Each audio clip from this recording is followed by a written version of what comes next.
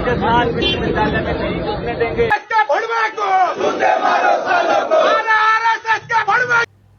வணக்கம். ஆர்எஸ்எஸ் என்கிற அமைப்பை தடை செய்ய வேண்டும் என்று காங்கிரஸ் கட்சியினுடைய தேசிய தலைவராக இருக்கக்கூடிய மல்லிகார்ஜுன கார்கே நேற்றைய தினம் ஒரு பேட்டியில் தெளிவுபடுத்தியிருக்கிறார்.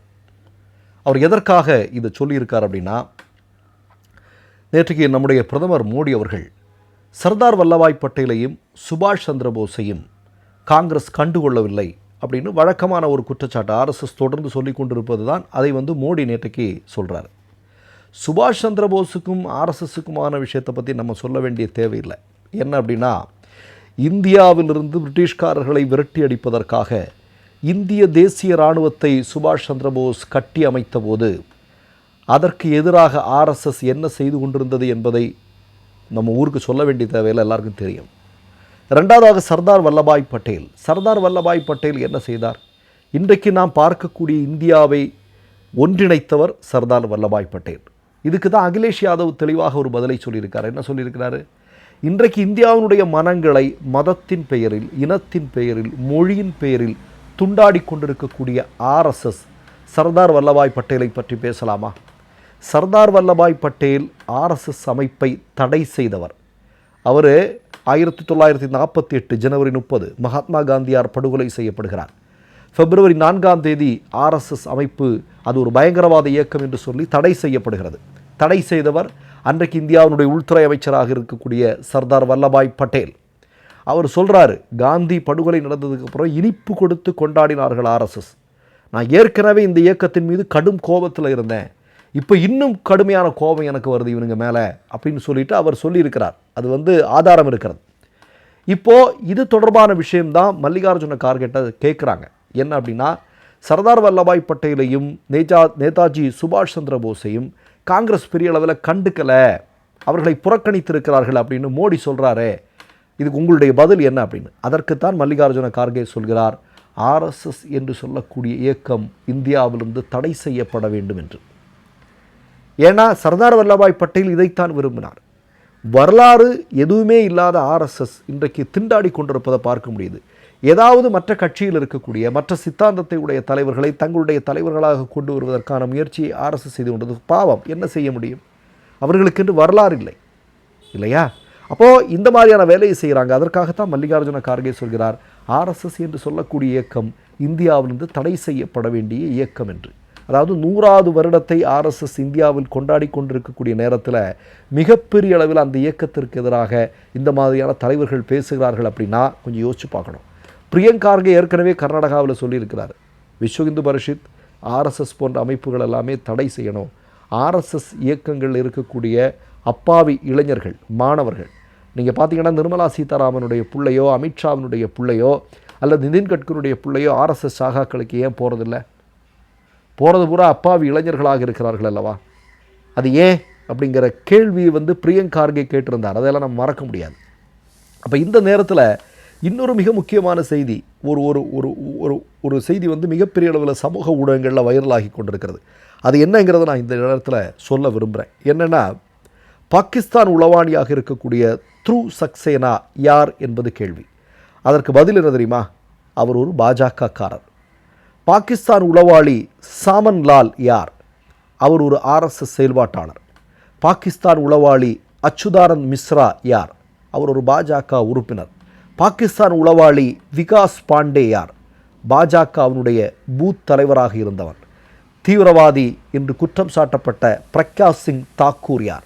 அவர் ஒரு பாஜகவினுடைய தற்போதைய பாராளுமன்ற உறுப்பினர். தீவிரவாதி, பயங்கரவாதி அசீமானந்தா, மலைவ்கான் குண்டுவெடிப்பு வழக்கில் இன்றைக்கு ஞானி அவர்கள் எழுதிய புத்தகம் இருக்கிறது இல்லையா? அதில் அசீமானந்தா கொடுத்த வாக்குமூலம் தெளிவாக தமிழில் மொழிபெயர்க்கப்பட்டிருக்கிறது. இந்த அசீமானந்தா யார்? இவன் ஒரு ஆர்எஸ்எஸ் செயல்பாட்டாளர். தீவிரவாத அமைப்பான அபினவ் பாரத் யாருடைய ஆதரவு? அது ஆர்எஸ்எஸ் மற்றும் பாஜகவுடைய ஆதரவு அமைப்பு. பிரம்மோஸ் பற்றிய ரகசிய தகவலை சீனாவுக்கு கொடுத்தது யார்? ஆர்எஸ்எஸ் சங்க பணியாளராக இருக்கக்கூடிய சந்தீப் மிஸ்ரா. அமர்நாத் யாத்ரிகர்களுடைய பேருந்தை தாக்கியது யார்? பாஜக செயல் வீரராக இருக்கக்கூடிய அவர்களை சொல்லக்கூடிய சந்தீப் சர்மா. பாகிஸ்தான் உளவாளியாக இருக்கக்கூடிய பங்கஜ் மிஸ்ரா யார்? அவர் பாஜகவுடைய செயல் வீரராக இருக்கக்கூடியவர். இப்படி ஒரு நீண்ட பட்டியல் அடங்கிய ஒரு ஒரு ஒரு ஒரு ஒரு வாட்ஸ்அப் செய்தி ஒன்று இன்றைக்கு சமூக ஊடகங்களில் மிகப்பெரிய அளவில் வைரலாக போய் கொண்டிருக்கிறது. நமக்கு எல்லாருக்கும் தெரியும் கிரஹாம் ஸ்டெயின்ஸ் யார்?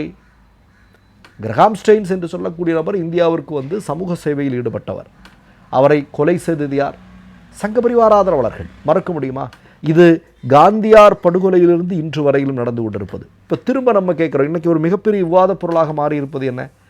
ஆர்எஸ்எஸ் என்று சொல்லக்கூடியது சுதந்திர போராட்டத்தில் என்ன பங்கெடுத்திருக்கிறாங்கன்னா யாருக்குமே தெரியாது. ஏன்னா எதுவுமே பண்ணலை அவங்க தான். சரி, அதன் பிறகு நீங்கள் 1947 ஆகஸ்ட் 15 சுதந்திரத்திற்கு பிறகான இன்றைய இந்தியாவினுடைய வளர்ச்சிக்கு, இப்போ கடந்த 10 வருடமாக வளர்ச்சியை பற்றி நம்ம பேச வேண்டாம், அதற்கு முன்னாடி வரையிலும் இந்தியா ஒரு ஒரு பெரும் வளர்ச்சியை நோக்கி சென்று கொண்டிருந்தது இல்லையா? இந்த வளர்ச்சியில் ஆர்எஸ்எஸ்னுடைய பங்களிப்பு என்ன? நேரு வந்து சுதந்திர தினத்தின் போது ஆர்எஸ்எஸ்காரர்களை வந்து அவர்கள் வந்து அதில் பங்கெடுப்பதற்கு, அவர்களுடைய அணியை பங்கெடுப்பதற்கான ஏற்பாடு செய்தார் என்றால் அது இல்லை அப்படிங்கிறது எல்லாருக்குமே தெரியும். அப்போ முழுக்க முழுக்க இவங்க என்ன பண்ணிட்டு இருக்கிறாங்க அப்படின்னா எதுவுமே இவங்க பண்ணலை. 100 வருடமாக இந்தியாவிற்கு எதுவுமே இவங்க செய்யலை. அப்போ செய்யாமல் இருக்கிறவனுங்க. ஆனால் மோடி என்னென்ன சொல்கிறாரு? சமூக அர்ப்பணிப்புள்ள இயக்கம்.